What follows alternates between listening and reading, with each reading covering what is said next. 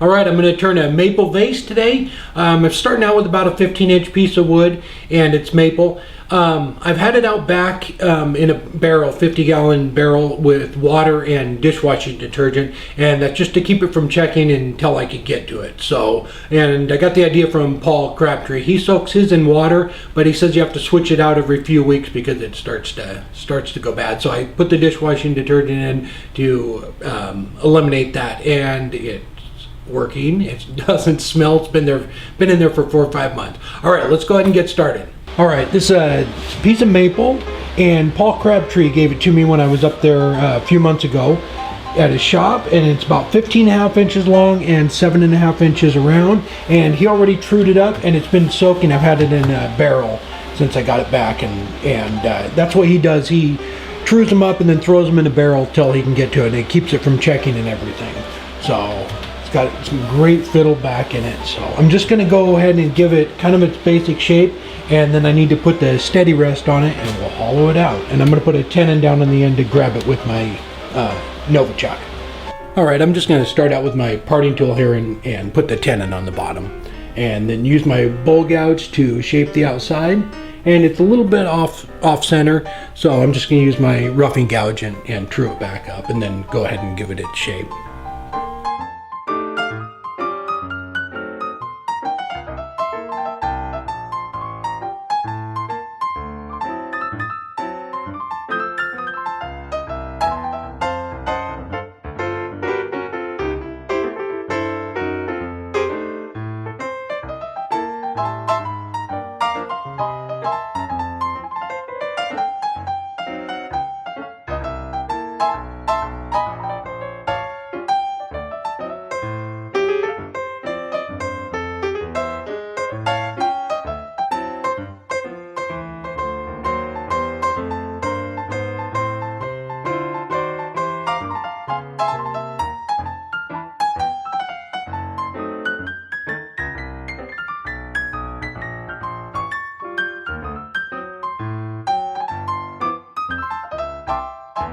All right, so I was trying to get the steady rest set up, and I didn't think about just drilling the depth hole for it first, but the adapter I have for it is for my old lathe, so I had to use the one off the tailstock, and I was trying to get it all set up, and I had to put a bunch of spacers in there, and by the time I got it all on there, I realized I didn't drill the depth hole in it, so which made it much more difficult to hollow this thing out, and I should have just taken it all apart, put the tailstock back on, and drilled the hole, but I didn't. I just worked through it. The tool I'm using here is the hollowing tool by Paul Crabtree, but about, I don't know, 10 minutes in, I realized he gave me another bit, a straighter bit, so I switched over to that. And what I did was, so instead of using the curved one, I grabbed the smaller tool with the curved bit on it, and used that to get right around the lip here, and then I just switched back to the larger tool when I got down there. As I got into the piece, I was having a little bit of trouble with the nub there, so I hooked a flashlight to it so I could see down in there and see exactly where it was at.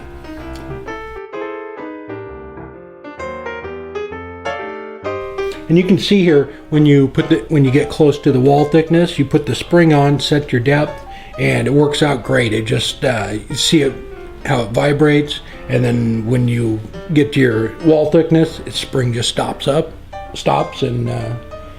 vibrating, and you know you're dead on. So it works out slick.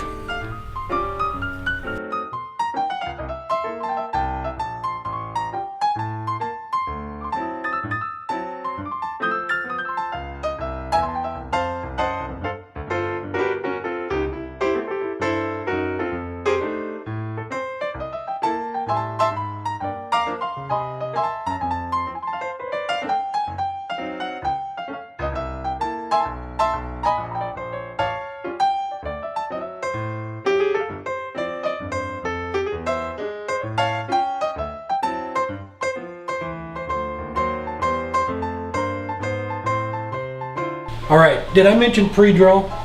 Always pre-drill. All right, so what I did is I got it hollowed out, I filled it full of the wet shavings, I put the plug in here to try and keep the rim from warping, It's still a little bit wet, but it's not bad at all. I'm gonna go ahead and sand it, and I may be able to finish it now, and I will find out. But I'm just gonna bring that up for support because it is pretty big. And I brought the whole wall thickness down to right at 1/4 of an inch. So I'm just gonna go ahead and run through all the grits and see if maybe we can't put a finish on it, or maybe just put some oil on it for now and let it sit for a few more days. All right, I got a little tear out. I had a couple right there. So I'm just gonna go ahead and soak the whole thing down with mineral oil. I'm gonna actually put some on the inside too, and then start sanding. If you just start sanding without soaking it down a little bit, it takes forever to get it on with the sandpaper. Once it has a coat on it, it sands pretty well.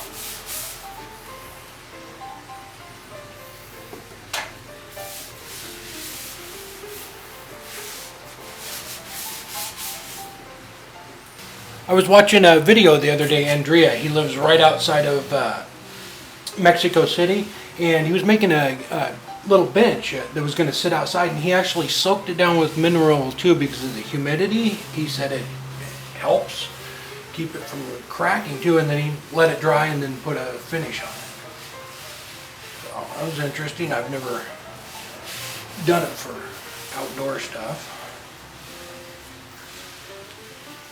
All right, I'm going to fill up stick a rag in the inside too and get some in there, and then I'll start sanding. All right, and I have the lathe at 160 right now, and I'm just going to go back and forth with the grits and reverse the direction.